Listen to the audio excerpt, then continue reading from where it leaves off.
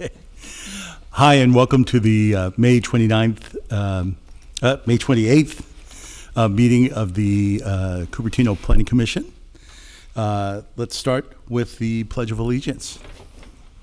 I pledge allegiance to the flag of the United States of America and to the republic for which it stands, one nation, under God, indivisible, with liberty and justice for all.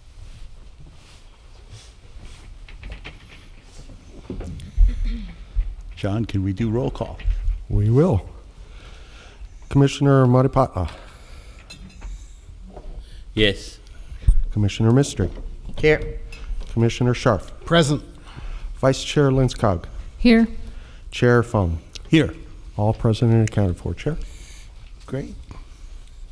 Next on the agenda tonight is the approval of minutes from our last meeting, which was April 29th.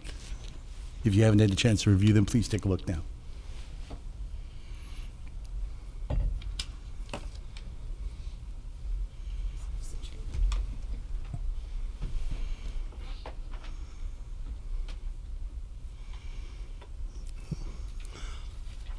I'll make a motion to approve the minutes. You know, before we do that, Chair, you want to see if anyone wants to make public comment on this item? Yeah. Public comment, yes. Well, we could ask, is there anybody who's interested in making comment on the meeting minutes? Does not sound like that? No one's here. Go ahead. Go ahead. I think we already, can we treat that as a motion already made? Yeah, I second it. All right. Thank you. Everybody, you can vote with your lights.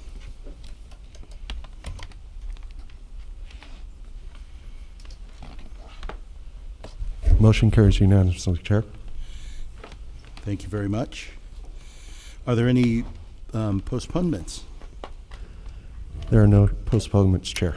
All right. Next up on the agenda is oral communications. This portion of the meeting is reserved for persons wishing to address the commission on any matter within the jurisdiction of the commission, but not on the agenda.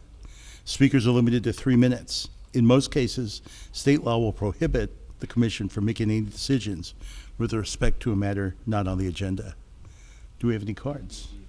I don't have any cards. We have somebody standing up. Apparently someone. You can feel free to speak and fill out a card afterwards. We have someone online if you want to do that first. Oh, yes, that's fine. That's fine.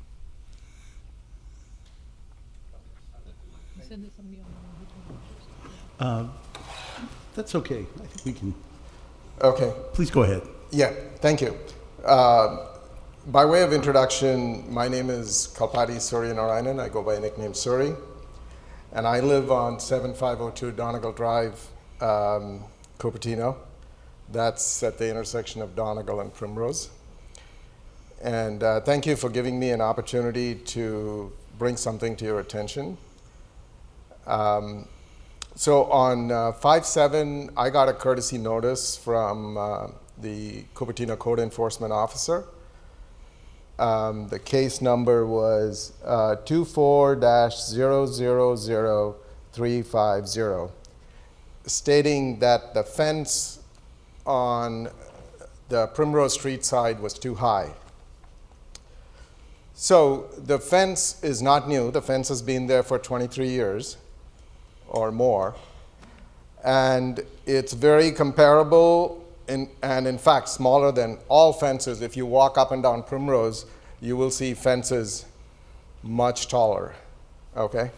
And the fence, when measured from inside the house, is somewhere between 5 feet 8.5 inches to 5 feet 9. And I have a couple of pictures that I sent to the commission this morning, measured at a couple of spots, to show that the fence is somewhere between 5 feet 8.5 and 5 feet 9. And the fence is actually built on an 18-inch retaining wall to protect the sidewalk on the other side. And I've also sent a picture of a picture taken from the sidewalk as well. So in summary, as I walk up and down Primrose, and then Waterford, and then the Rose and Peach Blossom, whatever, there's a lot of blossom streets over there. Everyone's fence is way taller. I'm about 5'11" or something. It really towers over my head. And so the net is, I feel this is very odd that why I'm being singled out and suddenly get a notice that your fence is too short, fence is too tall. So 30 seconds. thank you. I just want to bring that to your attention.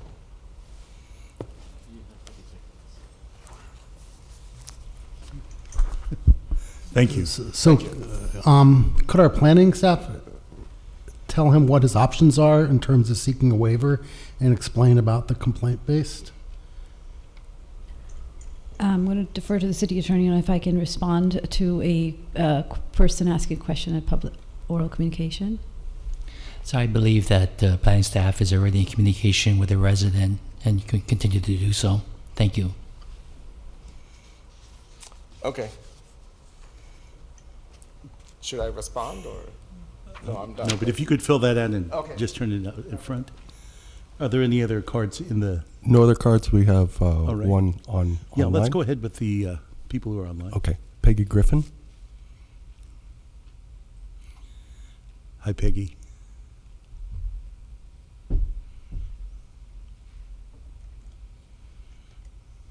She's gone.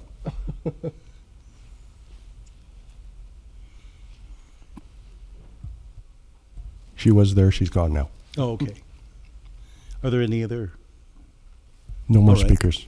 Very good. With that, then we'll close the oral communications. I guess there's a consent calendar item here on the agenda. We almost never have anything, but is there anything this time? Consent. All right. With that, we'll move to our first public hearing tonight. This is item number 2 on the agenda. The subject is Lawrence Mitty Park and Trail. The project final conceptual design, general plan consistency, and initial study mitigated negative declaration.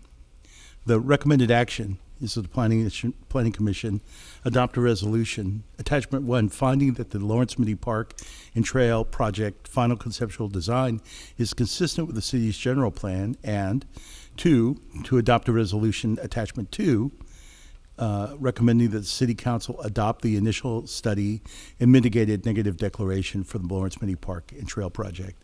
I'll note at this point that the review of the Planning Commission here is limited in scope, really to the general plan compliance. So there were some really cool pictures in the packet of play structures. Even if you like one more than the other, that's really out of our bounds here tonight. So with that, if we could get a staff report. Sure. Thank you, Chair. Good evening. I would like to present Susan Michaels, who is here from Public Works, to make a presentation on this item tonight.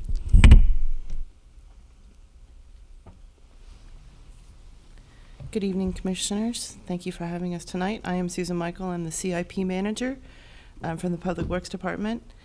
And as Chair mentioned, our action tonight is to review the consistency with the general plan and to go over some of the details of the initial study, mitigated negative declaration, so that the Commission can make a recommendation to Council as well to adopt that MND. So I have with me tonight 2 of the consultants from MIG. They're online, and they'll be a part of my presentation tonight. We have Jan Islin, who has been a project manager throughout the project, and Mike Campbell, who has worked very diligently on pulling together the initial study and all of the secret requirements. So tonight the agenda is to quickly go over the final plan concept so that you have a view of that, and Jan will do that, and then to address the general plan alignment, the consistency with the general plan, and then to go through some of the conditions of the MND as well. So Mike will take that. So we will start off, and I will pass that over to Jan, and she's online. Hello, everyone. Glad to be here tonight. I just want to give you a quick overview of the site. And I can no longer see the screen, but I believe you're looking at a context plan. Yes. Okay. Thanks. So Jen. this is just showing the location of the site, which most of you are familiar with, but a few maybe not. So on the very far east side of Cupertino, where it was pointed out in the Park and Rec master plan that there's a shortage of space on this side of Cupertino. So that was one of the big reasons this site was acquired. Next. And here you can see the existing conditions. Part of the site is not open, so some people may not really know what it looks like. The south side that you can see on the left side of the page on the map there is open to the public, the existing trail along Saratoga Creek. And that's functioning as is right now. And then as you get closer to Sterling Barnhart Park, there is a crossing there to cross the Lawrence Expressway. And then as you go past that, it's fenced off. So that big, large kind of triangular portion, which you see in pictures 5 and 6, is really the opportunity site to make this a bigger amenity for the public. And right now it's just gravel and asphalt left over from the storage site days. So it's not ready yet, but that's the part of the parcel that we're focused on for making it a park. And then you can see in the last two pictures, 7 and 8, that it really narrows down and becomes a little harder to connect to the further north section of the parcel. All right, so next slide, please. And we had extensive community engagement. We had visioning, and then we had 3 alternatives. And we took the community's input to come up with this final concept plan. And it really draws on the priorities we heard through community engagement. The top 2 things people wanted were to connect with nature and open views to the creek. And other amenities people wanted to see were creekside overlooks, one more extensive deck overlook, nature play areas, dry creek feature, and of course, to extend the trail as far as possible. I think that's kind of the overview, and I will give it back to Susan. Great. Thank you, Jan. So to go into a little bit of the detail of the consistency with the general plan, if you go through the goals in the RPC section, the recreation parks and community section, there were a number of things that were relevant. These were the highlights, so to speak. And the first one of the first goal of the general plan that is relevant is to preserve and enhance access to parks that have significant natural resources. So in creating this park, we are actually extending the community's reach and access to the natural resources in that area, especially the Saratoga Creek that goes through that area. We'll have more access to that. The integrating parks and public facilities within neighborhoods, we have known that the east side is very hungry for a park and trail facility, and so this addition of this facility does help meet those needs, and it is integrated well into the neighborhood as best we could given the parcel. The trails, so we are connecting to the existing trail, the Saratoga Creek Trail, and taking as far north as we can. In a perfect world, it would continue past our parcel, but we don't own the property that's north of this site, so we're taking it into the site and doing a healthy turnaround so that there's not a ugly dead end there. We're trying to make it a usable facility. So then in the future, that might be something that we can work on as a city to increase those connections in the future. But for right now, we're doing all that we can with this particular parcel.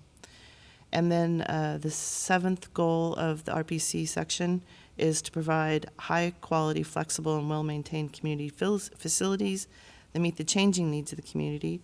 So we're putting in a park that is very nature-based, that has some play facilities, but even those are meant to be nature play. We have a bioretention facility in there.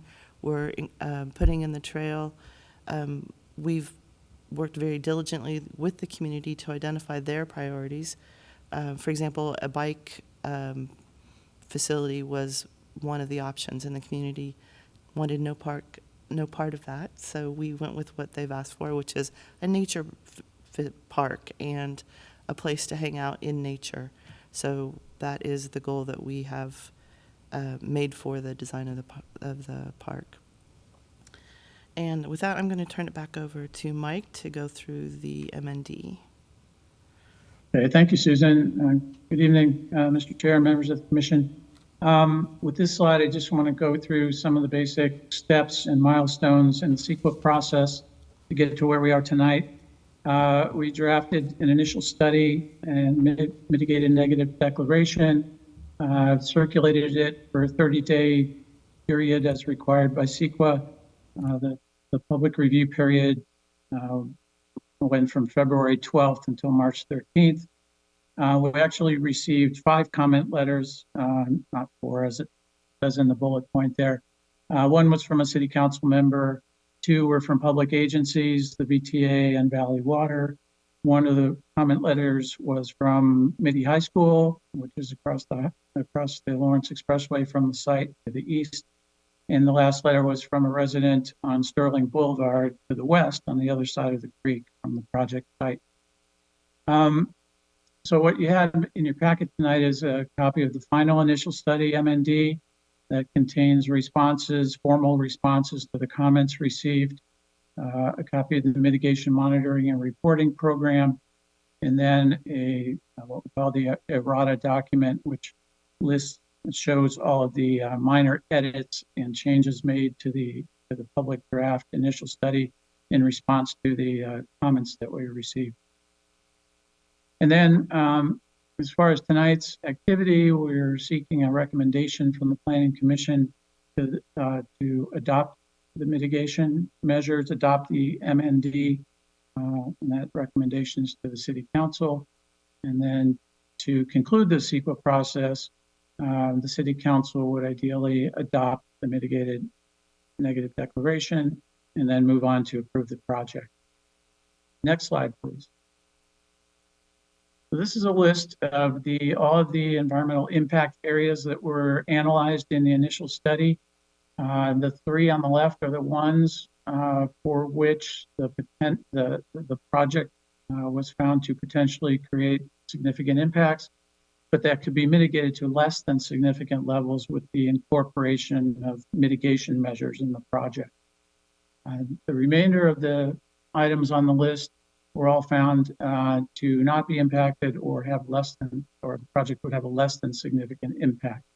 And these are all the issue items that come from the CEQA guidelines checklist. Next slide. So just to run through the mitigation measures for the biological resources, we have several what we call special status species that could potentially occur on the project site. One of them is the western pond turtle. Then we have the San Francisco dusky-footed wood rat. We have various species of bats and nesting birds. So the mitigation measures for the turtle, essentially we would be a qualified biologist would conduct a pre-construction survey prior to the start of any construction activity on the site. That biologist would also conduct what we call a worker environmental awareness program, which is a brief training for on-site workers so they know how to identify western pond turtle or other special status species, and so that they can be aware during the construction activities. If the pre-construction survey resulted in potential presence of the species, we would install, or he would install, a wildlife exclusion barrier, which would allow for that species to escape from the project site and not re-enter so that they wouldn't be harmed. And again, if the pre-construction survey concluded that there was the potential or the presence of the species on the site, then we would have a construction monitor be available during the construction activities to make sure that the species wasn't harmed. For San Francisco dusky-footed wood rat, similar set of mitigations. We would conduct a pre-construction survey, and if wood rats or wood rat houses were found on the site, the houses would have to be relocated, and that's actually a process that's done manually. For the bats, again, the pre-construction survey, the bat areas we'd be looking at are essentially culverts. They do tend to roost in those things, and there's a big one on site. So they would do a survey there, and if they found that the bats were present, they would conduct an acoustic survey. And we actually have specialists at MIG who have bat sonic detecting equipment, and they can do a survey and tell whether the bats are present. And once again, if they are present, then we would create a buffer zone around that habitat area where they're located to protect them from construction. Next slide, please. For nesting birds, all nesting birds are protected by the Migratory Bird Treaty Act, and we must make sure that their nesting areas are not disturbed during construction. So there would be a pre-construction survey conducted, and if nesting birds were found, then a buffer zone would be established around the nesting area for the duration of the construction period. For cultural resources, we have a condition in there that says that for all excavation and grading plans, there would be a note placed on the plans that explains that there's potential for exposing buried cultural resources, including Native American burials. We would also implement a worker awareness training program for cultural resources prior to the start of grading or ground disturbing activities. Similar to the wildlife issue, this is an awareness program for construction workers so they know what to look for and be able to recognize potential cultural resources if they do discover them. And if they are discovered, there would be a professional archaeologist retained on an on-call basis during the construction period. And there would also be protocols put in place in case the discovery of unrecorded human remains. So all of that, all of those mitigation measures will be included in the project. And for tribal cultural resources, we've established that a Native American monitor would be required in the event that Native American archaeological resources are discovered or suspected to have been discovered before any further ground disturbance is allowed. That monitor would come and devise a plan on how to handle the resources that were discovered. Next slide. So the last steps in the process now will be, as I mentioned, we've prepared the final initial study, MND, the responses to comments, the mitigation monitoring program for your review tonight, and those will also be passed along to the council in their packet. We are at the Planning Commission hearing tonight for the recommendation of adoption of the MND to the City Council. And then lastly, the City Council ideally would adopt the MND and approve the project. And next slide, I think, is back to you, Susan. Thank you, Mike. And we just repeated the actions here because that tends to be an issue. So I think that's all of our content tonight, and we're available if you have any questions. Thank you very much for the report. Before we go to public comment, are there any questions, clarifying questions from? All right. Looks like we don't have any. I guess we could take speakers.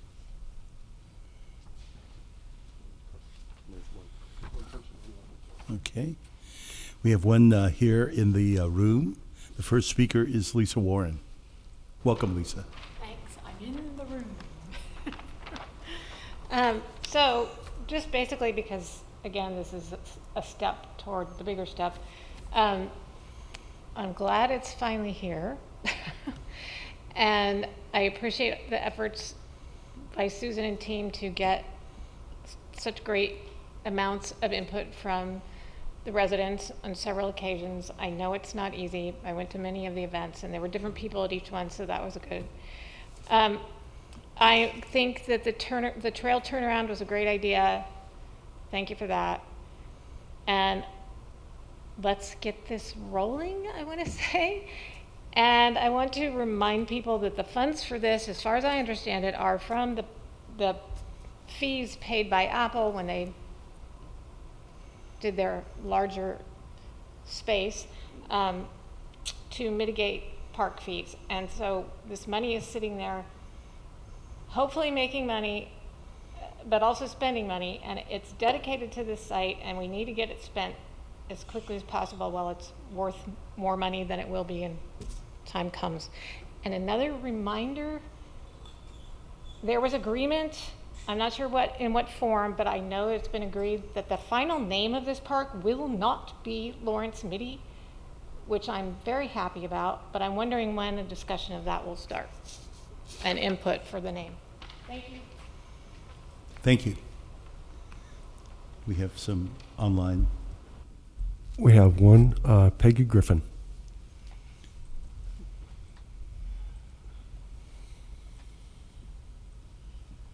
Sorry, this is not. Can you hear me? Hello? Yes, we can hear you. Okay, thank you. Good evening, planning commissioners and staff, consultants. I want to thank Susan Michaels for all her hard work and the team. Always clear, concise, and direct.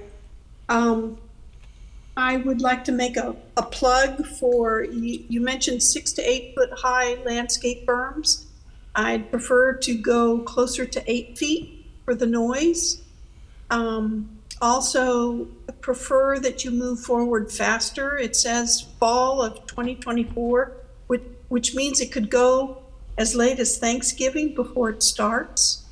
The cost increases with each delay, and access to park areas in an area of the city that is going to become denser and lacks adequate park facilities is critical. So delaying, I would encourage you not to delay this project. I like the plan, go for it. Thank you. Thank you very much. We have one more, San R. Welcome, San. Evening, Chair and Planning Commission. I was part of the community input. That was a while ago. I did think there was a discussion around restrooms and making sure the park had adequate restrooms, and there was some discussion about shared restrooms with another facility or something like that. I know the residents in the neighborhood had some comments on that, where the community, as users of the park, wanted to make sure there were restrooms available and not just something that was substandard. So I would like the Planning Commission to inquire about what the community feedback was on the restroom topic and where the plan has landed on that restroom topic. I think that would be something the public would be interested in.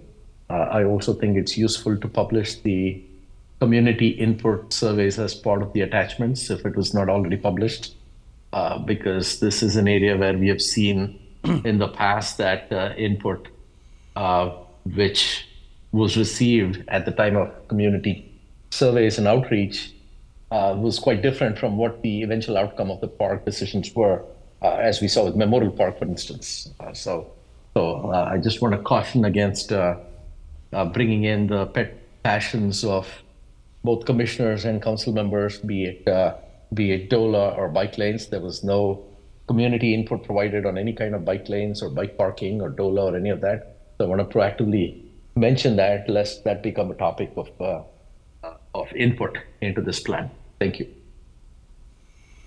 Thank you very much. No other speakers, Chair. All right. Very good. Let's bring it back up for discussion.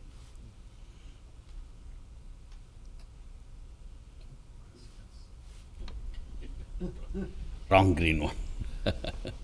Okay, so I'm really, thanks for the staff, for doing a wonderful job, and the packet was, complete, and I was very pleased to see all the details, and also, I like the fact that this is moving fast, right? So I'm personally, happy to see, this is coming together, because I remember, 2-3 years ago during pandemic, going and cleaning up that space, after we acquired from San Jose. So it was during summer, and it's a lot of volunteers showed up, almost 20-25 of us, and we cleaned up, and so there was a lot of sweat and blood. So I can say my sweat is in that park. So I'm happy to see that. I also would like staff to address one of the questions by the community member Sanar, I think, on the restrooms, right? So because whatever, I think there are 2 restrooms in that Starling Barnhart Park, and if that's going to be utilized for this park as well, is that adequate, and does that meet the requirements? So that's a valid question. So I would like staff to address that.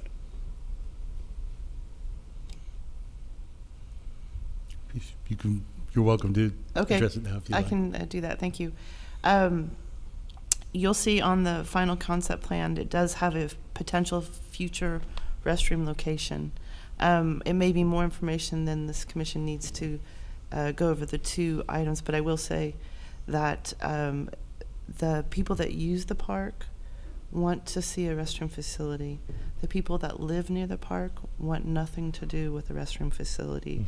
And so that is between a rock and a hard place that we were at. We also know that it is $1 million restroom if we put it in, because of the difficulty of bringing water and sewer to that location. So we have a couple of lower cost options that we will excuse me, potentially move forward with, but there is a spot that we can consider that in the future if the budget allows. Excuse me. I had a curiosity question. I've walked through the park that exists currently.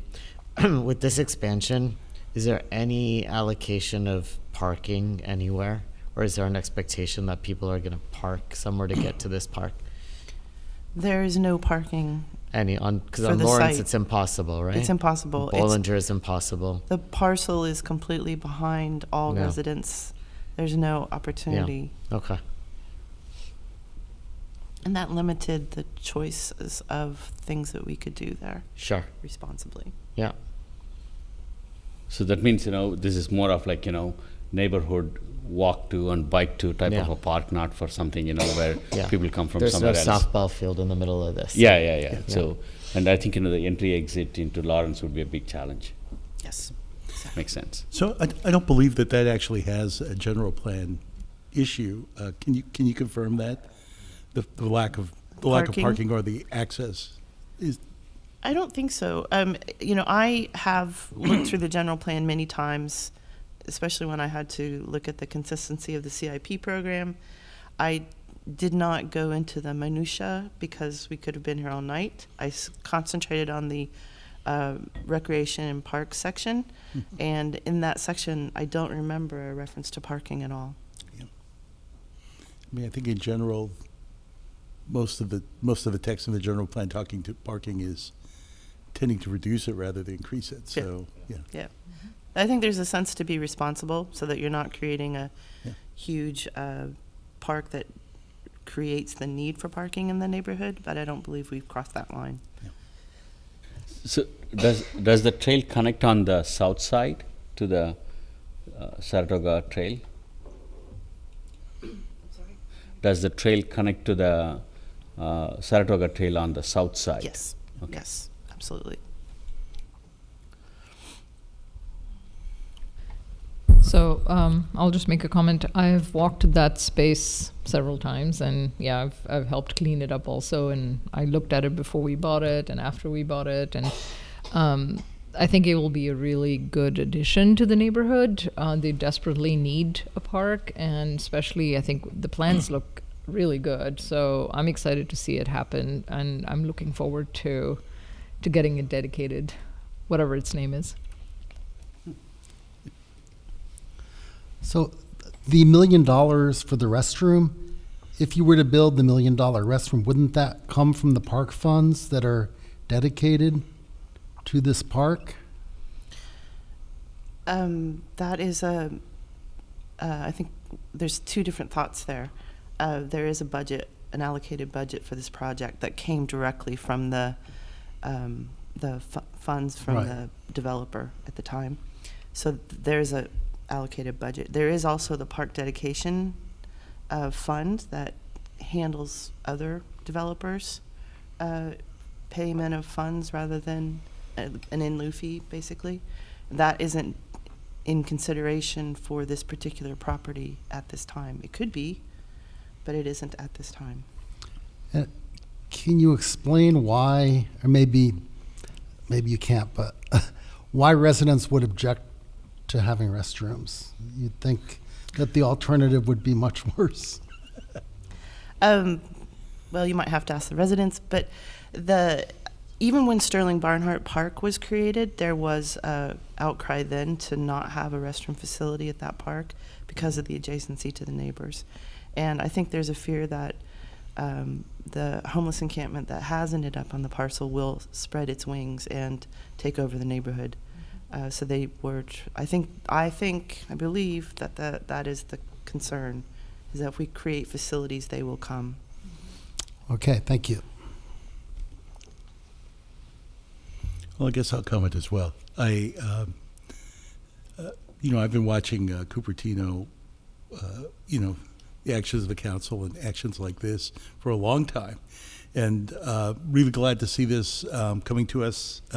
Really glad to see that as we're checking off boxes, we're very close to the end of checking off boxes for this stage. I have to admit, when people have talked about trying to have this be part of Cupertino for the longest time, and I kind of expected, given, I don't know, I remember seeing a lot of vehicles parked there when they were repaving Lawrence Expressway, and I remember thinking, if this ever happens, there'll be 10 years of cleaning up the ground.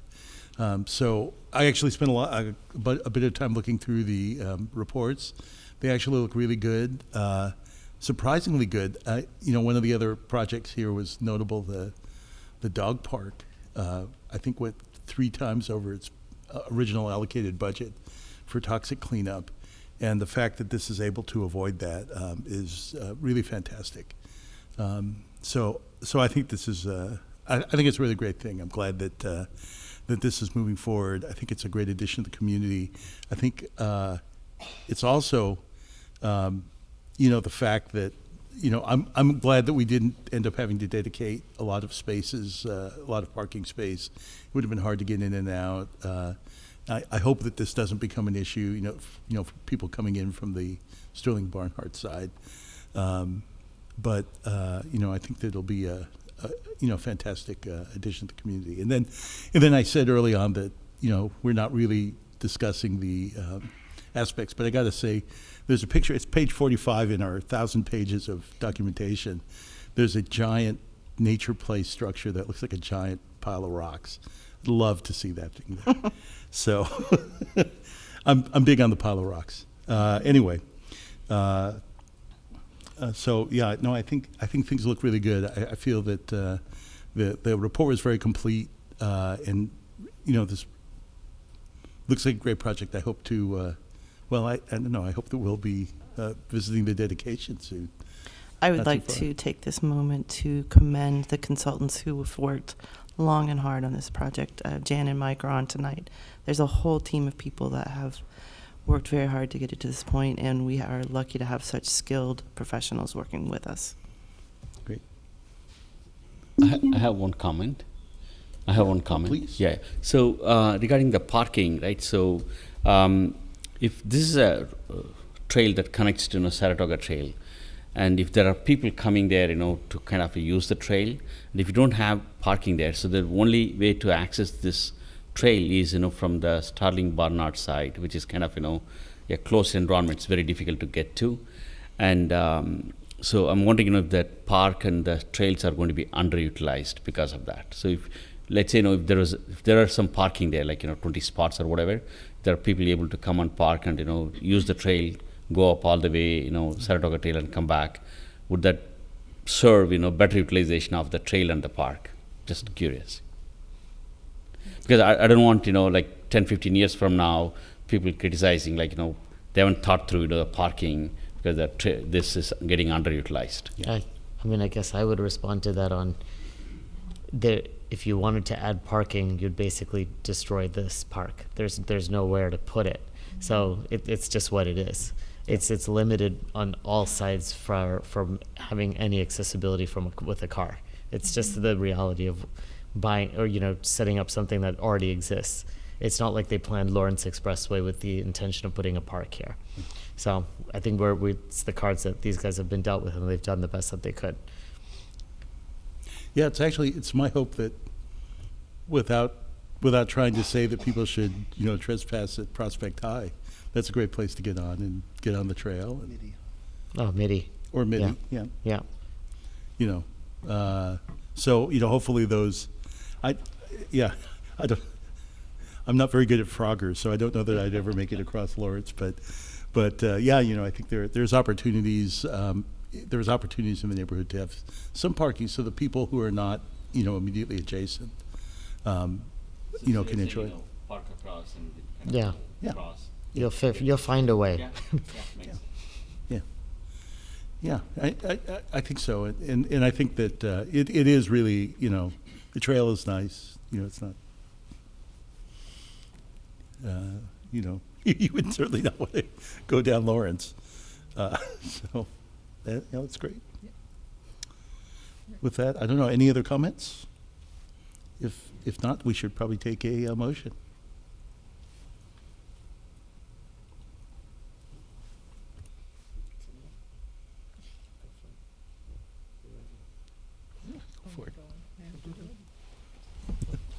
Let's see.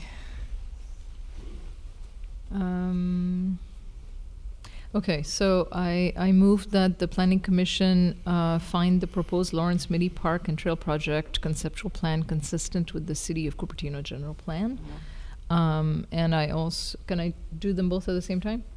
And I also move that the Planning Commission recommend that the City Council adopt the initial study mitigated negative declaration, mitigation measures, and mitigation monitoring and reporting program for the Lawrence Midi Park and Trail Project. I'll second. Great. If no further discussion, let's vote.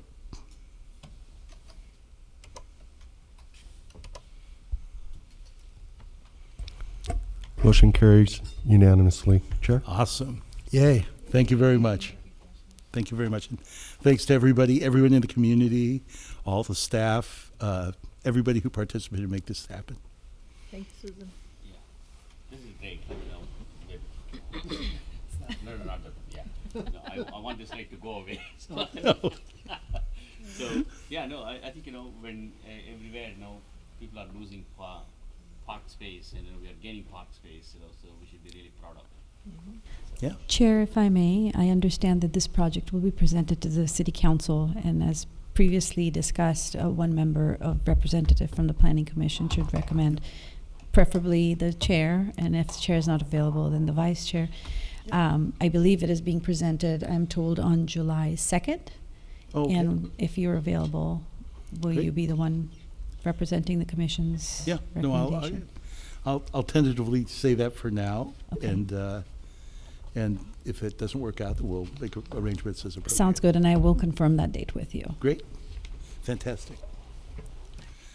All right, the next item on our agenda is item 3, and the subject is to consider municipal code amendments to Chapter 19.48 regarding fences. This is brought by the City of Cupertino. And the recommended action is we adopt the draft resolution attached, recommending an ordinance to amend the fences administration and definitions chapters. If we could have a staff report. Sure. I'd like to welcome Emi Sugiyama, Associate Planner, who is here to make the presentation on this item, and I will hand it over to her to take it away. Thank you, Pew. Good evening, Chair Fung and Commissioners. Emi Sugiyama, Planning Staff, here today to discuss the proposed updates to the fence ordinance. The City will occasionally review its policies and propose modifications that will address standards that can either be updated or made clearer. And so the proposed changes to this fence ordinance, which was last updated in 2011, are intended to address potential opportunities to streamline city review, also looking for opportunities to bring these standards more up to date with current state law and internal practices. And then they also include some minor corrections for clarity. Among the updates are a proposal to increase residential fence heights from 6 feet to 7 feet in accordance with California Building Code. They also include a proposal to reduce the area of residential hillside lots that are subject to non-open fencing requirements, and that's in accordance with the general plan policies. Additionally, the update includes new standards that will allow for minor ornamental entry features that are attached to fences, such as arbors and trellises. The proposed modifications also include design standards.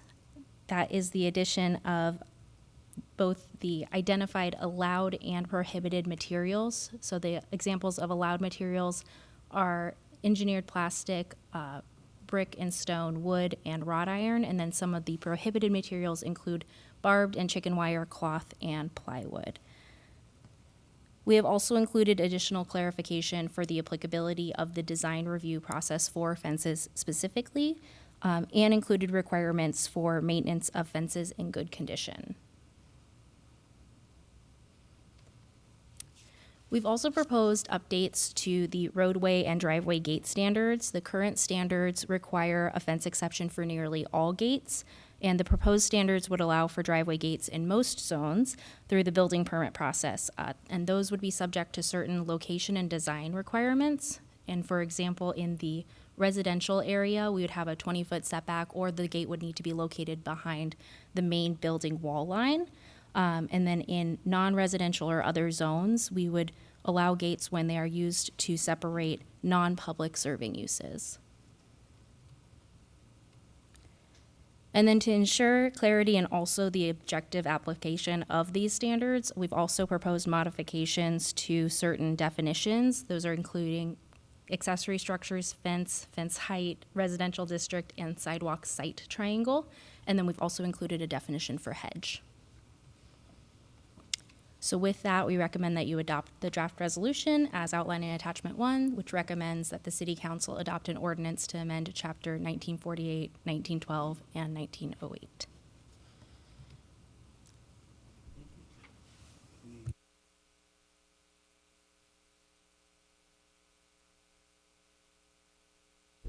Oh, go ahead. I'd like, generally, these kind of things, it'll be nice to have a table that shows, what is the original thing and, what we are amending to, right? So side-by-side comparison. Do you have something like that? So we aren't really recommending changes to any of the standards except for where a 6 foot tall fence is required or allowed. We are now saying that is going to 7 feet. 7 feet? That's pretty much the only change Only as far change. as the like a compare. When you say comparison, Yeah. that's really it. Okay. In terms of the driveway gates, it's really it's a, you could call it a brand new section, though it's basically to streamline the process. They're really basically required a fence exception for pretty much everything, and we're just trying to identify those standards. Here are the conditions under which you can get a driveway gate through a building permit. Okay. That's really it. So that 7 foot tall fence, so the side and the back side, right? It's pretty much everywhere where a Every- 6 foot tall fence is allowed. And Allowed, a 6 foot okay. tall fence is allowed. You have to be outside of the front setback. You have to be setback 5 feet from the street side back, the street side setback, and then on the two property lines, on either an interior side or a rear. Okay. And then do we allow 1 foot lattice on top of that? Yes, but in that case, you need a building permit and you need a neighbor approval. Okay.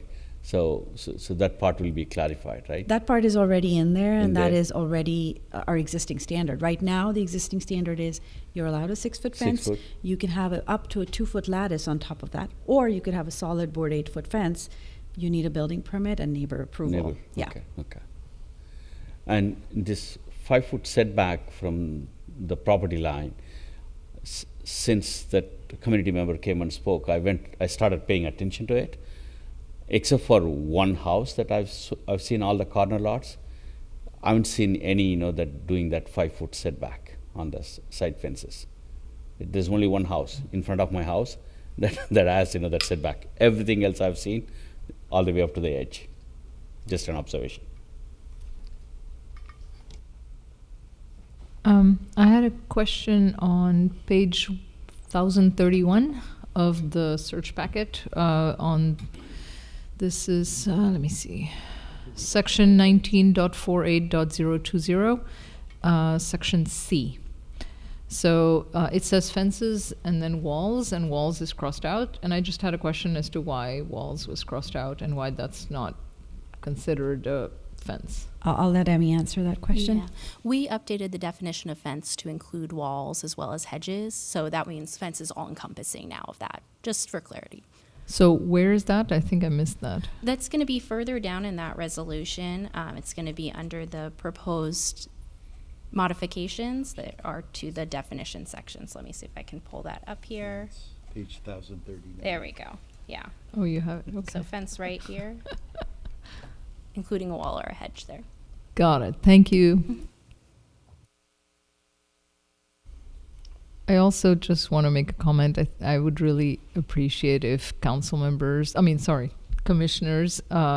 come having read the whole document. It just shortens the conversation a lot because a lot of the questions that are being asked are already covered in the document if you have reviewed it ahead of time.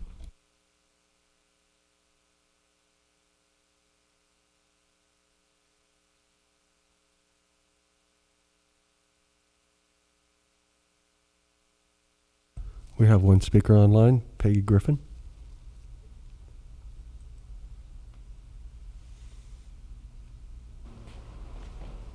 Unmute, Peggy.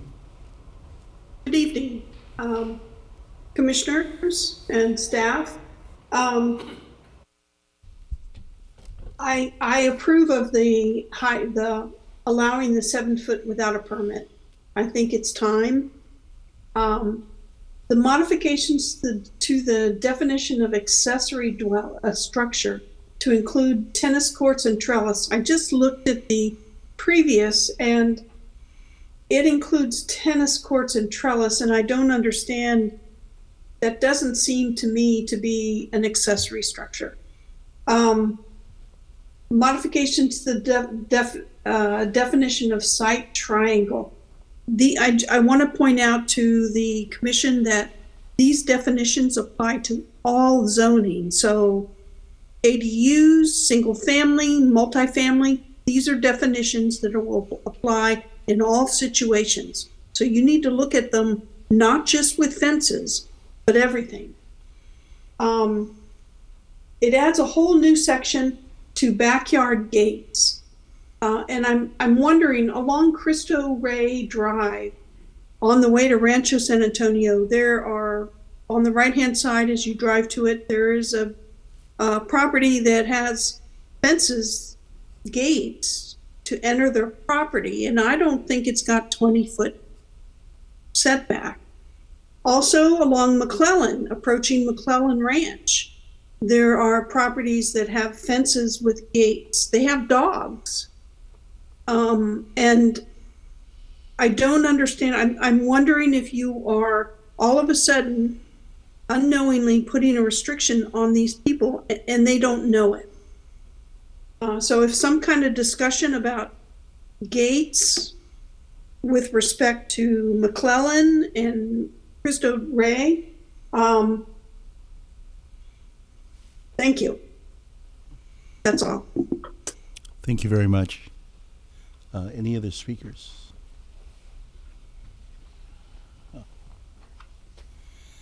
In the room, we have a card from Lisa Warren.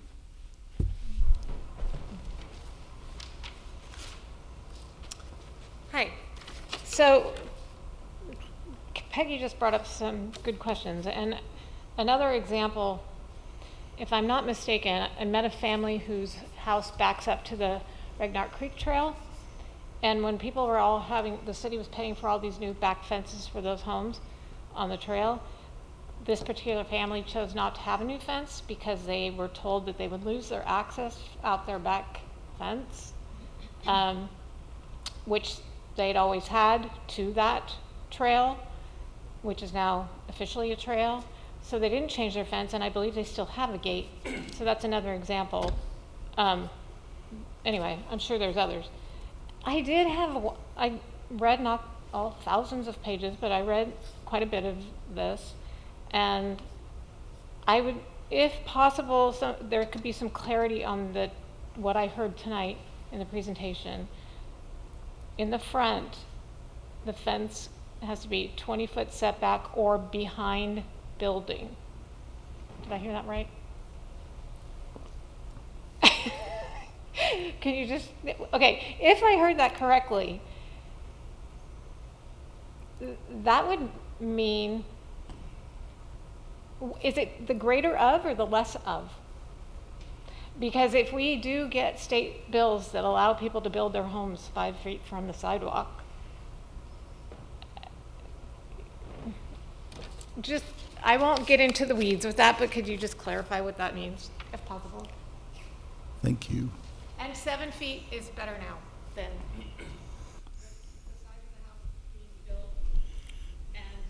houses that are being built next to homes that are on slab, and then they have now a raised foundation of up to almost 24 inches. Their ground floor is 2 feet above the house next door. So when they're standing, looking out their windows, they're already looking over a 6-foot fence. So 7 feet is appropriate. Thank you. Would you like to comment? Sure. Okay.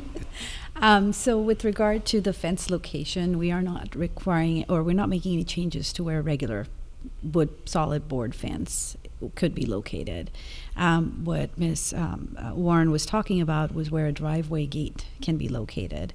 And that currently is required to be located at least 30 feet back. What we're changing that to say is where you can have a 6-foot or 7-foot fence now is where a driveway gate could be located, but under no circumstances will it be any closer than 20 feet. But if your primary building is located, let's say at 25 feet, then the driveway gate must be located at 25 feet so that it's still sort of behind where the building wall plane is. So just to clarify, we're easing the requirements. Correct. Compared to what it was before. Correct. So. And you don't need a fence exception. This is, you walk up and you apply for a building permit. Right. So if somebody wasn't compliant before, they're a little bit more compliant now, but they're still not compliant. If they put the fence up Right. without a permit, yes. Right. Okay. So I have a question on page 1000. We have one more speaker. Oh, I'm sorry. Okay. It's, well, if that's okay. No, I'll wait. Okay. San R. Yes, Sanar, you can speak. Yeah, good evening, Chair and Planning Commission members and staff. I would like to request you to consider removing hedge from this modification. It is not uncommon for hedges, which are effectively plants, to be taller than 7 feet. So if I'm understanding this right, is a hedge that's above 7 feet now requiring residents to get a city permit? I don't, I guess, fully understand what is the purpose of including a hedge in this.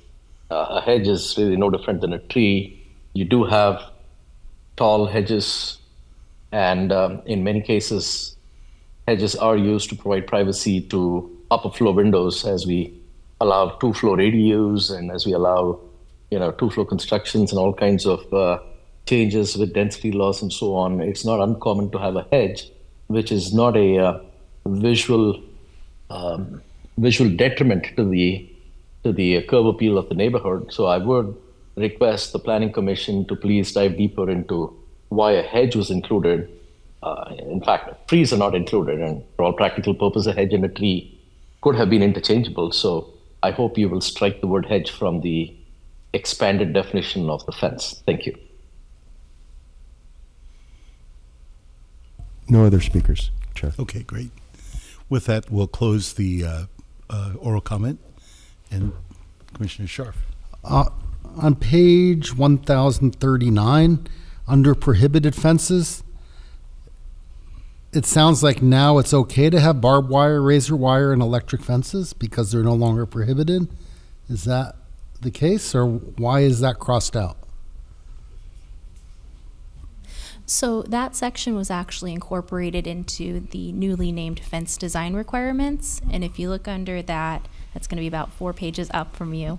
And I have it pulled up here as well. And so I'm Oh, going so to what share page was that on? that. Yeah, there we go. Right here. We have it under the prohibited materials. And so that's just been now incorporated under that. And it's only allowed, again, where it's required by the state or federal Okay, law. all right, sorry. Yeah, no, that's fine. And I appreciate Commissioner Linskog saying we should read all 1,069 pages. Yeah, I couldn't do that at work today. My boss would have fired me.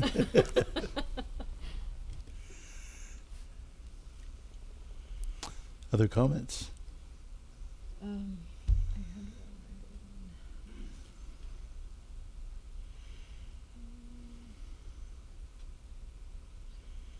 So I had a quick comment about, I think one of the letters that we got from a community member requesting an amendment to the footer on page 1021 to change it from allow for migration of wild animals to allow for wild animals who live or migrate through, which seems reasonable to me.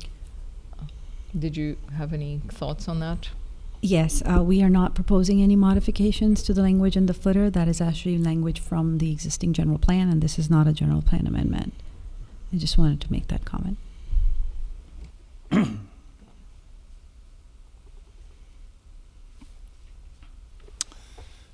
I guess I had a question. I'm curious, because this has actually been part of the building code for some amount of time, more than 10 years.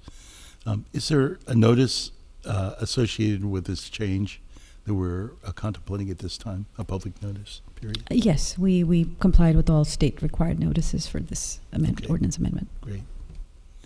And so I'm curious, can we speak a bit more? One of the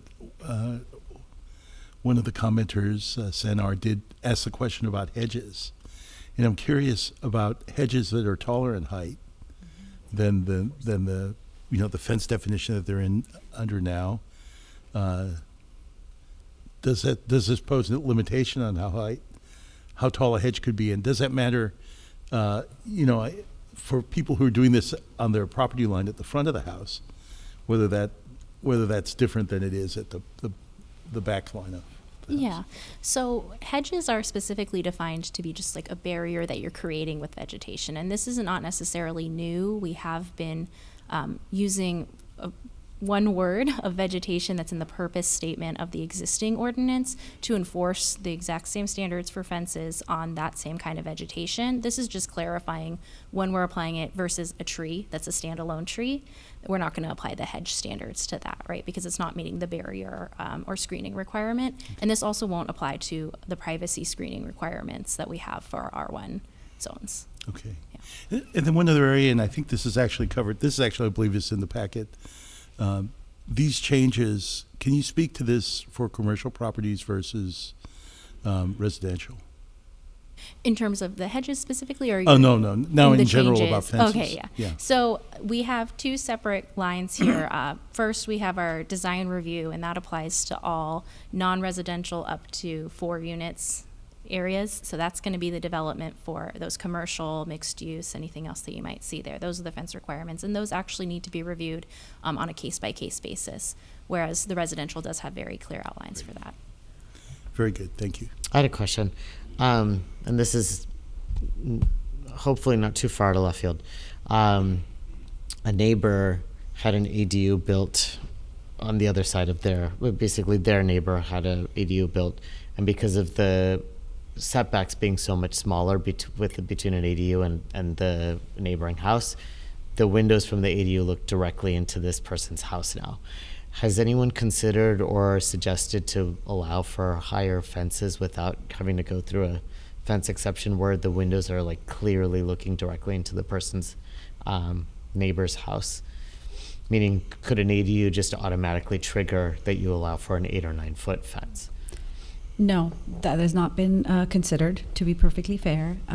What they can do is still plant trees and, screening material to screen that. Yeah. However, fence requirements have not been necessarily changed or considered for changing for this particular In purpose. the case where, let's say the resident does put up an entire screen of trees, the ADU neighbor really can't do anything about that, right? I mean, they can't. Right, exactly. Yeah. This is Okay. the purpose of that is not to prevent that kind of screening. Got it. Okay, good. So can I clarify that? Because I'm looking at the definition of hedge and it says a dense grouping of shrubs or trees that form a screen or boundary. So if I put a row of trees, that would be considered a hedge. And that would be subject to the 7-foot requirement. So typically when you're having screening trees, you have a certain amount of separation that wouldn't allow them to kind of bunch up together like that, and at least that's what we have in our requirements for R1 screening. So similarly, we're looking for that requirement to be imposed on most trees if you're trying to, again, screen. So strategic placing of those in front of windows. I think in this we're trying to say that there may not be a necessity to have your entire rear property line covered with that single shrub or tree. But what's wrong with doing that? So it's really for public, corner triangles, things like that, where there are visual impacts to for creating a hazard for cars and for visibility purposes. So this section is really to kind of address that and to have those similar standards where the public interfaces with the property, not necessarily for privacy screening. So if I don't have a corner lot, can I have a row of trees in my side yard or backyard that is taller than 7 feet? Correct. Okay. Yeah, absolutely.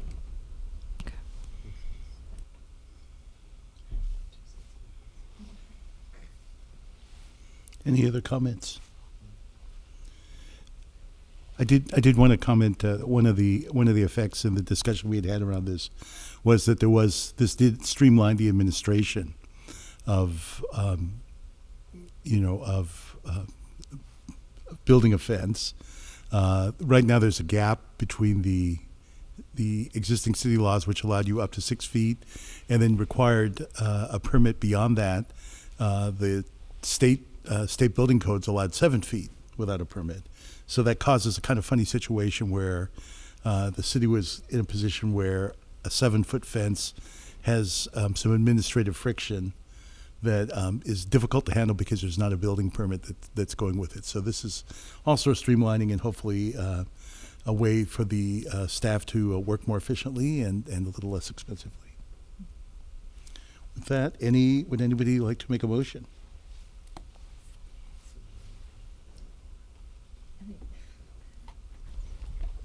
Anyone else? Okay, I guess I'm the motion maker. Okay, I move that the Planning Commission adopt the draft resolution attachment 1, recommending that the City Council adopt an ordinance to amend Chapter 19.48 Fences, Chapter 19.12 Administration, and Chapter 19.08 Definitions. I'll second that. All right. And if you'd like to vote, please do so now.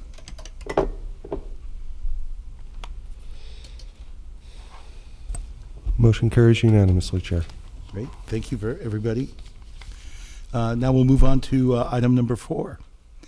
The subject is a sign exception permit to consider ground sign with LED lighting and 3 wall signs exceeding 200 square feet in an area where only one is allowed in an existing service station.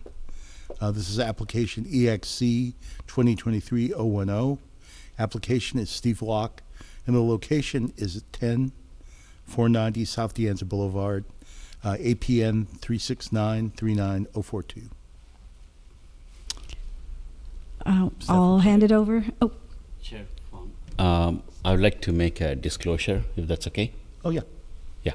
So my name is Muni Madhyapatla. I'm commissioner on the Planning Commission. So I do live 620 feet from this property. That's on discussion. So I measured it aerially. So I did talk to our attorney, and he left it to my discretion, whether to stay and vote on this or or recuse myself, because this sign approval is not going to affect my property materially, so it's my discretion. So if it was some other major development that's going to impact my property in significant ways, the value of the property, then I would have abstained. So since this is a sign approval, so I'll stay. Okay. That's great. This is actually a good time if anybody happened to visit the prospective Union 76 station or spoke with the applicant. This would be a good time for disclosure. Haven't spoken with them, but have visited at least 1 million times in the last 3 years. So. I live a little over 0.3 miles away, so I'm past the limit where I have to recuse myself, but I have walked and driven past it like everyone else here probably over 1 million times. I haven't driven past there for more than an hour now. So Yeah, I don't think I've up to 1 million times, but maybe 100,000. And I do recall when this first came to the city council many years ago. I'm, amazed it's taken this long, but that it's still not done. But yes, I am familiar with it. And by the way, it is 76. The union was dropped many years ago. Thank you. all right. Staff report. Yes, and I will hand it over to the very competent Emi Sugiyama here again. All right, good evening yet again. Here today to discuss this sign exception. So the project property is located at 10490 South De Anza Boulevard in the planned general commercial zoning district. This is on a major commercial corridor and also is surrounded by commercial and office uses. As a bit of background, this 76 gas station was approved in 2018 through a development permit that allowed for both the service station as well as a convenience market, and it approved hours of operation 24/7. And currently this is under construction, and that's why they're coming forward with the sign exception at this time. The applicant is proposing 3 canopy signs, 2 of them with illuminated logos, and then 1 ground sign with LED numerals. Here you can see an outline of the location of the proposed signs. The yellow represents the canopy sign locations, and then the green is the ground sign location. So an exception is being requested today to allow for 3 wall signs or canopy signs where only 1 wall sign or canopy sign is typically allowed, and then to also allow for a cumulative area of 270 square feet for that wall area, where a 200 square foot maximum is typically placed. These wall signs will otherwise be consistent with the municipal code in that there will be no more than 1 sign per frontage, and they'll be located either below the roof and outside of the public right-of-way, and then they'll also be consistent with the design criteria of the sign ordinance. A sign exception is also being requested for the use of LED price numerals in the proposed ground sign, and this proposed ground sign will otherwise be consistent with the municipal code standards in that there will be 1 ground sign that meets the size, height, and location requirements of the sign ordinance. The applicant had worked previously with staff to reduce the proposed scope to be more consistent with previous approvals for gas station sign exceptions. And so here you can see a map showing the location where we had previously approved those sign exceptions for gas stations. And with that, staff is recommending that you adopt the draft resolution. However, we are requesting the following amendment be made to address a clerical error. And I believe that the applicant is on Zoom for questions, and then we may have the property owner here as well. Great. The applicant is welcome to give a 10 minutes for a presentation at this point. Before oral? You mean before the public? Yes, so this is Steve Locke with Sign Designs. My associate Jeff is online also, and I think the owner said he was going to be there. This has been difficult for us because a lot of what we're asking is what we would consider as normal for gas stations, not only in the city of Cupertino, but in the state of California. The LEDs city by city have been allowing that without issue. We have two small 76 logos on the canopy. I don't know what the third sign is. Those two logos total 12.24 square feet of signage. So I don't know if painting the canopy is considered signage, but long story short, our customer lost part of his property to widen the street. He had to tear down and remove all of his signs. We're just trying to comply with weights and measures with the monument sign and some identification to what kind of gas on the canopy. Normally in any other city, the building or store would have some kind of identifying sign, but we were told we couldn't do that.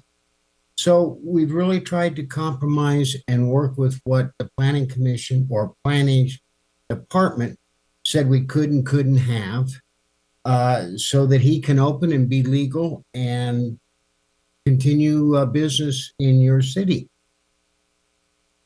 I don't know how else to state that. I think from our standpoint, it's pretty simple. We want to keep it very pleasant or to fit within the community, which I know in most cities, the planning department's goal is just that.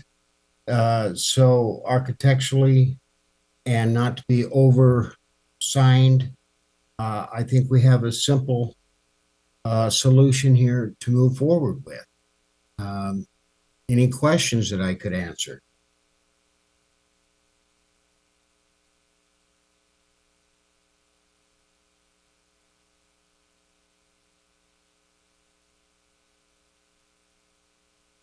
You'll have the opportunity to speak again if there's any, if you'd like to after public comment.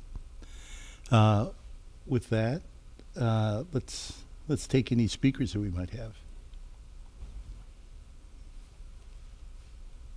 We have one speaker, Peggy Griffin.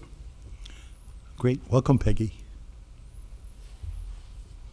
Good evening, council members and commissioners and staff. I request that you say no to the sign exceptions for the following reasons.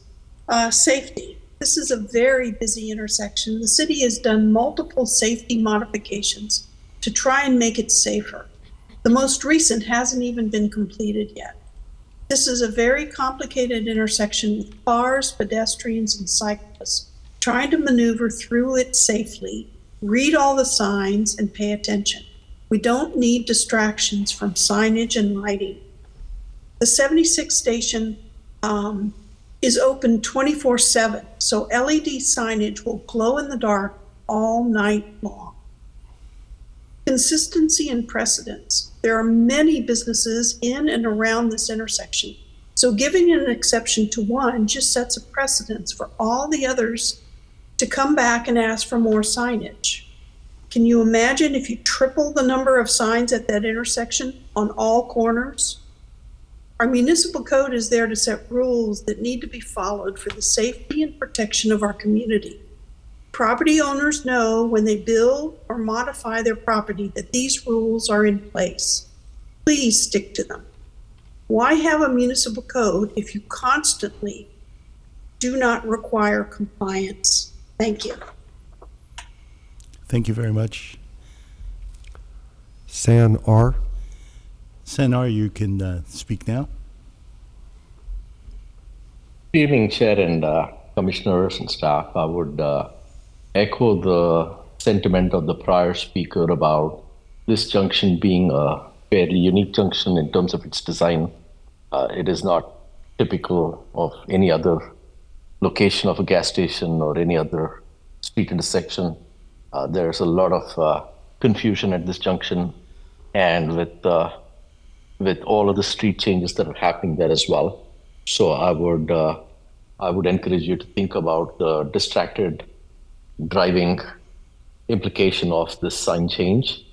Also, this is not located by a freeway, so the The people that will frequent this gas station are going to be residents of the city. It's not a crowd that's passing through or passing by. And so, in general, I would say please err on the side of minimizing distractions to that intersection and further enhancing the safety of that intersection, so that we do not end up with more safety incidents because people are distracted by the lights of that expanded LED signage. In general, I'm very supportive of making it smooth and seamless for new businesses, but this particular intersection is unique in its safety issues. So appreciate anything you can do there. Thank you. Thank you. We have one more card in the room, and that is Lisa Warren. Hi. Welcome, Lisa. So, yeah, I'm glad I came after Peggy because I can relate to all of her comments, some more than others. But I also have just a general concern over sign ordinance exceptions, period. Everyone's a little gun shy from public storage. That was and is a disaster.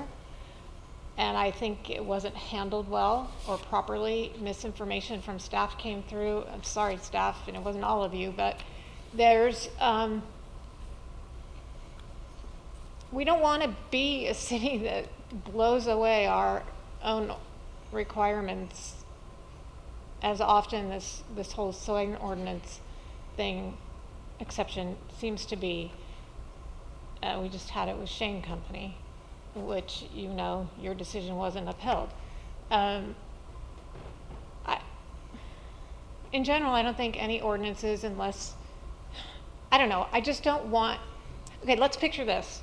We've got building heights, we've got zoning changed in areas, and now buildings are going to be higher, they're going to be denser, there are going to be more windows with lights, there's already going to be a bunch of noise coming. That's not what Cupertino has been, or I think is meant to be. And I don't think we need to encourage it with LED lighting 24/7. And my assumption is that now that it's got a convenience store that's probably mostly glass, there'll be light coming from that. I know it's not advertising the price of the gas. I just don't think it's necessary.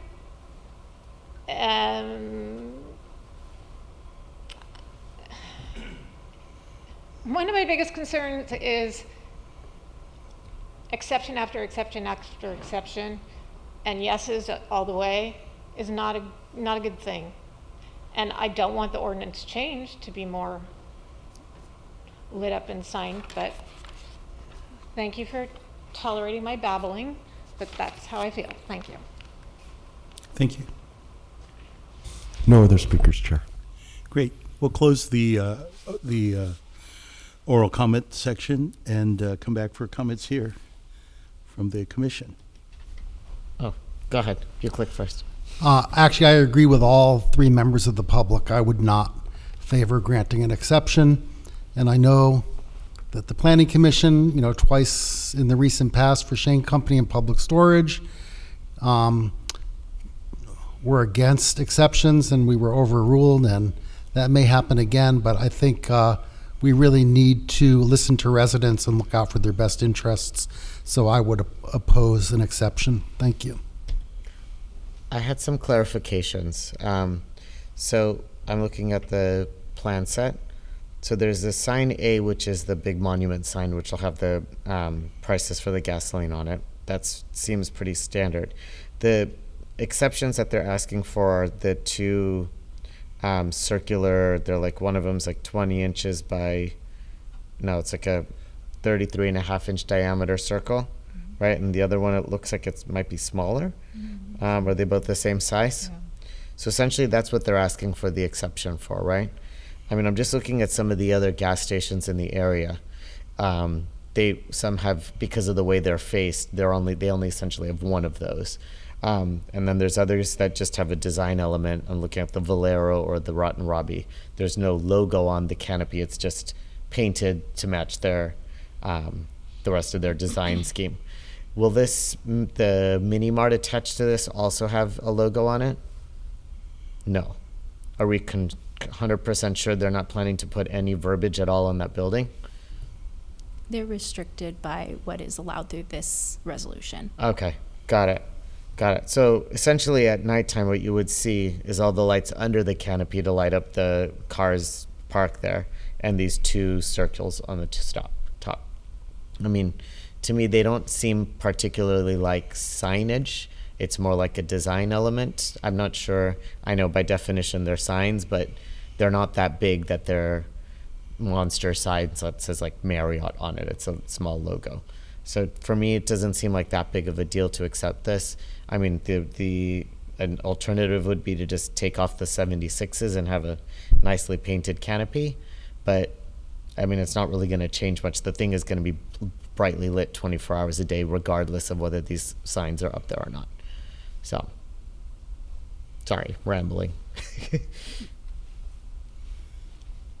So I have a question to the applicant. So what's that, they're trying to achieve by getting this exception? Like, without this exception, like, what is that, they're going to lose? Yeah. Right, so. It's fair to ask. Just trying to see, the justification for the exception. Yeah. So the applicant, you can respond now. In fact, I actually should give you some time to respond openly to anything during the oral comments. Steve, if you could unmute. Yes. Well, dealing with cities all across Northern California, I can respect the concern for both overlightage and the concern for safety. Being a parent, a grandparent, a business involved, safety has to come first. First of all, the LED, we've had cities that were totally against it and now they welcome it. And here's the simple reason. On that monument price sign, the only light that you're going to see is from the prices themselves, the numbers, the digits. And it comes with a dimmer. So if the city community was saying, hey, they're too bright, it can be dimmed, which the alternative to that is a white screen that is bright, and you use those little plastic price numbers, creates a safety hazard for the employees that have to go change it, weather, and the whole 9 yards. Contrary to the image of brightness, because it says LED, that's contrary. This actually has less light, reflective light, direct light, than a standard sign that you would approve because you didn't give it an exception. Driving around Cupertino, there's a lot of stations with these kind of signs with the LED digits. LED is not a bad negative thing if it's done correctly. Like I said, sharing the safety factor and understanding there are a lot of cities that are concerned about glare.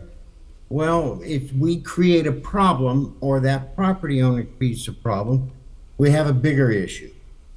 So I have to address the fact that this sign with the LED digits will produce less light and less glare than what you would automatically say is in your on the books.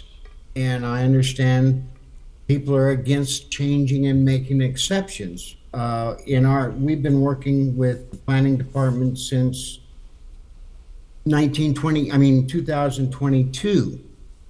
And we've been told multiple times this was on the books to change to allow LEDs. They just haven't done it. You pay us the money, go to the commission, and you most likely can have it, because we see a lot of stations in Cupertino with the same LED lights. So I don't know really how to address. What we're trying to accomplish is something that's A, more energy efficient.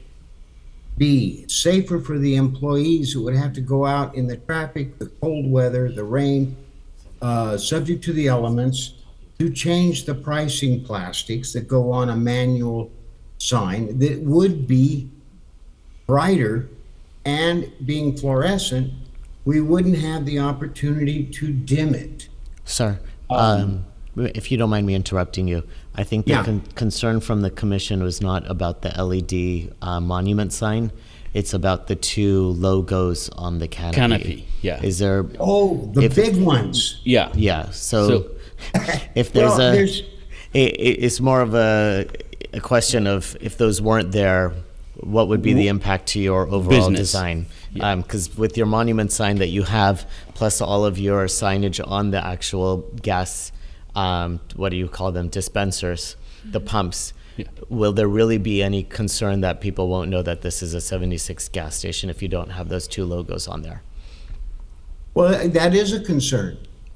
Trying to limit and maintain a small amount of signage, I'm not against. I can appreciate how it looks good. I've been out of state where stations had signs all over and they were ugly. They did not blend with the community. The lighting, these are 33-inch signs. We call them signs. The little logos. And again, they're LED. They can be supplied with a dimmer if that was an issue. They're going to produce less light, and up in the height they are, it's not that they're going to be producing a glare that a driver or a pedestrian or a bicyclist is even going to notice. But there's no signage on the building. It's not allowed. Those two little, like I said, we call them little because they really, and relatively, they are from a lot of what we do. So if those are the main issue, is it that they're illuminated? Or is it that they're at all? Which is the issue?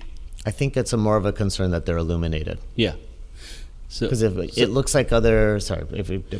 Yeah. finish So and then- Steve, I think you answered the question. So and I understand where you're coming from. So thank you. Yeah. Okay, one last thing, if I could. If it is the decision to not allow, could it be allowed and not illuminated? Yeah. Can I ask my questions? Yeah, go for it. Okay, great. Thank you, Steve. I had a quick question, and I know staff answered this, but I just want to clarify this because I want to be very clear about this. But on page 1 of the plan set, it says the service station canopy standards shown on page 5. LEDs are recessed up into the light bar. No exterior fixtures will be mounted on the canopy besides the 76 logos. But then it also says, see attached for canopy downlight or light intensity. This is covered in the above comment for 19,550 Stevens Creek, which we are proposing like for like. So I went and looked at the station in 19,550, and it has bar lights along the top of the canopy that shine down on the canopy. And I just want to be really clear that that is not being proposed here. Can you clarify?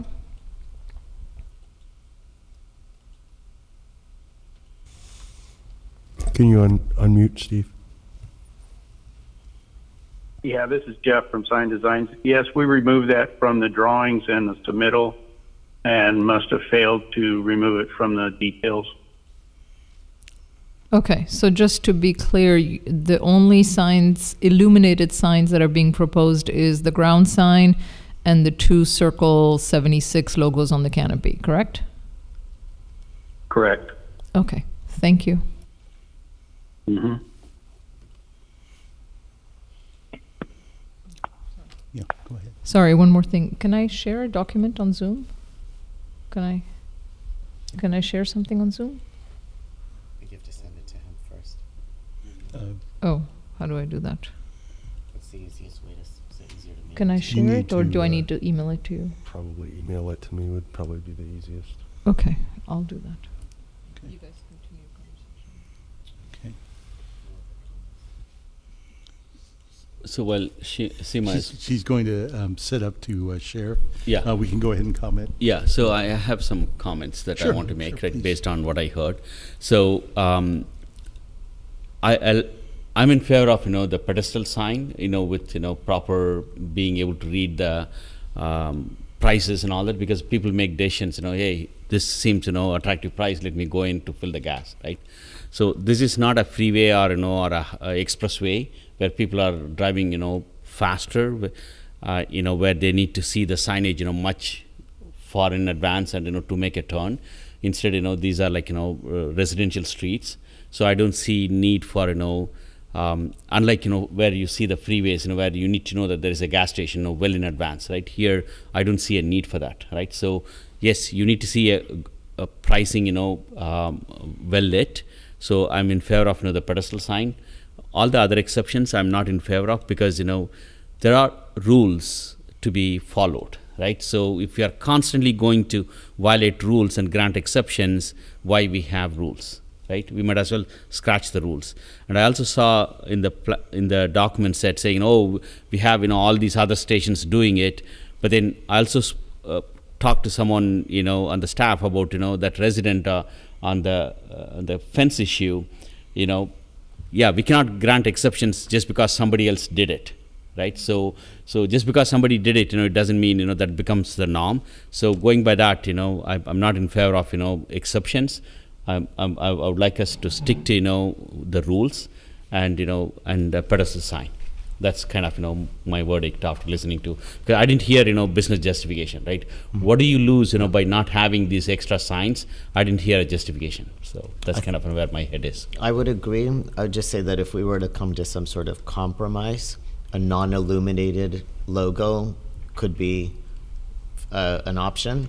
Something that's there. It's made out of the same plastic, but as long as it doesn't light up at night, maybe that's just one less distraction for people as they're driving by.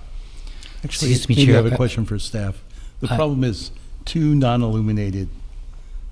If these two fixtures were there but not illuminated, that would still require the exception. Oh, Is yeah. that correct?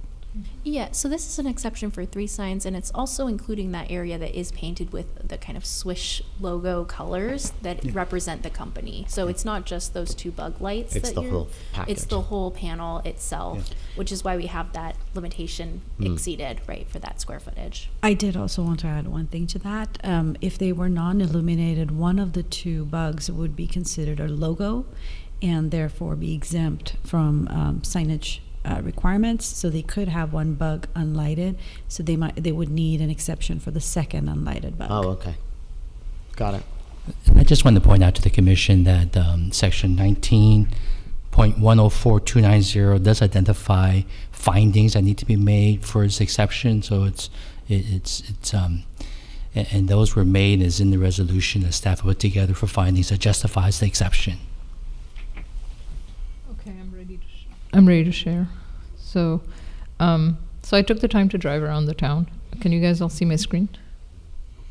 Oh, it's on Zoom. Oh, there we go. All right. Yeah, so I drove around town. Because I'm a spreadsheet kind of person, so I put it in a spreadsheet. And the shaded line there, number 10, is the one that's being proposed right now. And I think the interesting thing is, as I think several commissioners have mentioned, there are several gas stations around town that don't have a canopy sign or have just a painted unlit sign, which you can see several of these here.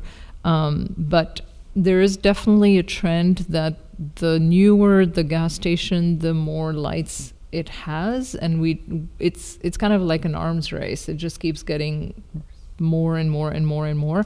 One of the latest one is number 15 down there, which has, it's kind of insane. It has a lot of lights. And I have to agree. I mean, we have to stop it at some point. We can't just keep doing an arms race of just adding more, because the next gas station will say, oh, I want one more than the previous one. And where does it stop? So while I understand the rationale, and I fully support, we want businesses in our town to survive and do well and thrive, we also have to use some common sense and apply our code and our guidelines. They're there for a reason. Or let's change them and say, yeah, we're fine with 5 or 6 illuminated signs per gas station, which is what we have started to approve in the last couple of things that have been approved, it looks like.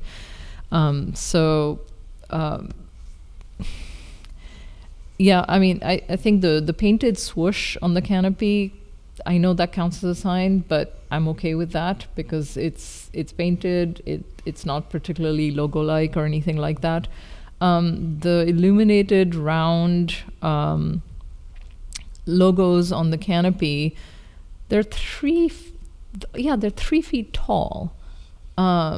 That's huge and lit up. So I mean, that just seems unnecessary, especially when they're going to have the canopy, they're going to have on the gas stations, each one of them will presumably have a 76 logo.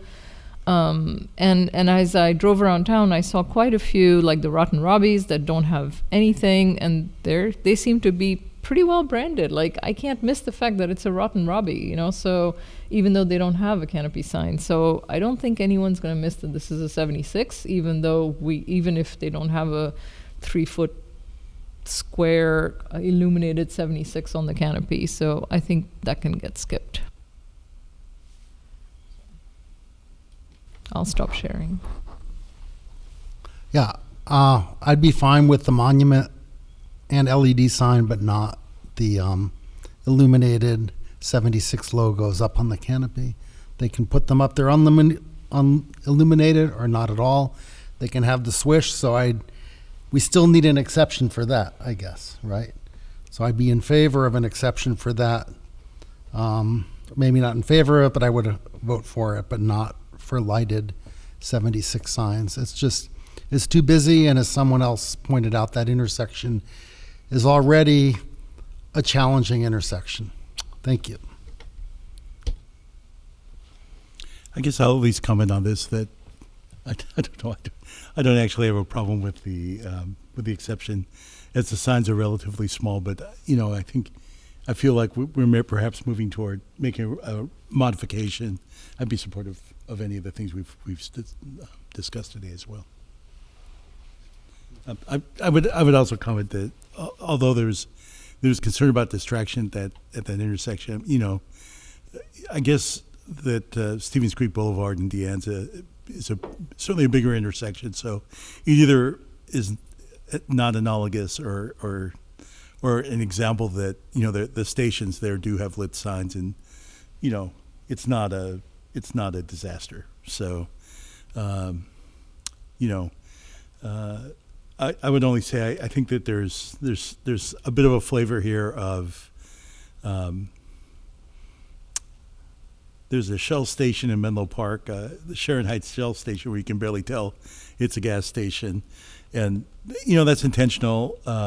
It's what they do there, and whether we feel like that's what we're trying to do here or not. I mean, I guess we could have that discussion. It was notable. I believe was it Rhoda Fry that had taken some pictures around town of some of the different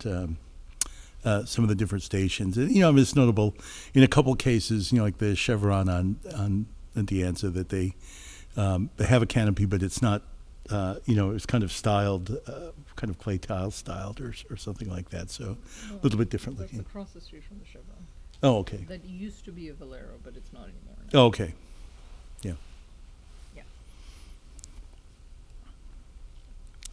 So do we have a recommendation? Of course, we can make a motion and discuss further. Should we break it up? So we could. I would suggest that we. Yeah. Well, I just want to talk about how we're going to do it. Yeah. Are we all? I mean, it sounds like there is some consistency on approving the monument sign with Yes. the LED exception. Mm-hmm. Yes.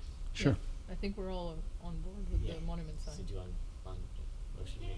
Yeah. How would you like that? I direct this to the staff. How would you like this? Would you like it? 2 parts is fine. Okay. It'll still be one resolution, and Yep. we'll update the resolution to reflect what the planning commission acts on. Sorry, what would be the 2 parts? The monument sign and then So, the other sorry, just so you signage. can hear. Us proposing that we make a motion to approve the monument sign with the LED exception. And then we make a second exception to allow an additional non-illuminated logo in addition to the one that is already approved. So that they have 2 non-illuminated logos on the canopy. Wait, is the one that's already approved by default non-illuminated as well? No, currently there are no signs up there. They're proposing 2 lighted signs. Oh, but if I understood what you said, is if they put one non-illuminated, It that would would be approved without any need for us Correct. to approve. There would be no So we would exception only be required. approving the second one. Correct. Right, Yeah, okay. giving an exception for the second one. Are you saying it's 2 non-illuminated signs or 1 illuminated one and 1 non-illuminated? No. No. I'm just responding to the fact that if the commission chooses to allow non-illuminated signs, one of them would still be allowed to the applicant by our current code. Yeah. So we'd be making an exception to add the second one. The current code doesn't allow any non-illuminated sign, any illuminated signs. Is Correct. that- Yeah. Okay, Yeah. thank you. But it allows a logo. Yeah. One logo. Yeah, okay. But, I mean, I'm okay with that, but honestly, I don't know that they need the logo on the canopy. I've seen plenty of canopies around town that don't have logos, so They really want it. I don't know how everyone else feels about that, but Yeah, don't feel that strong. They feel like we're making a compromise here, but I don't know if we need to compromise. Sure. You want to make that motion? So I'd We like can do to. it as 2. We can. Okay, yeah, so I guess we're starting basically from scratch, right? So we don't even have to mention the exception that's here. So I'd like to make a motion to approve an LED lit monument sign that references exhibit, oh gosh, what was it? Sign A in the exhibits that they provided to us, which is the illuminated main ID price sign. Do we need to mention the whole thing? I'll second that. Any discussion? So this is as presented, no modifications? Yeah, as All right. presented, no modifications, LED lit monument sign. All right. If we're ready, let's vote.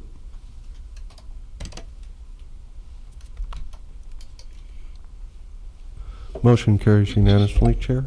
Great. Great. And I'd like to propose a second motion that provides an exception to the approved non-illuminated logo, allowing such that 76 could have 2 non-illuminated logos on the canopy. In the same position. In the same positions as are designated in sign C canopy image presented by the applicant.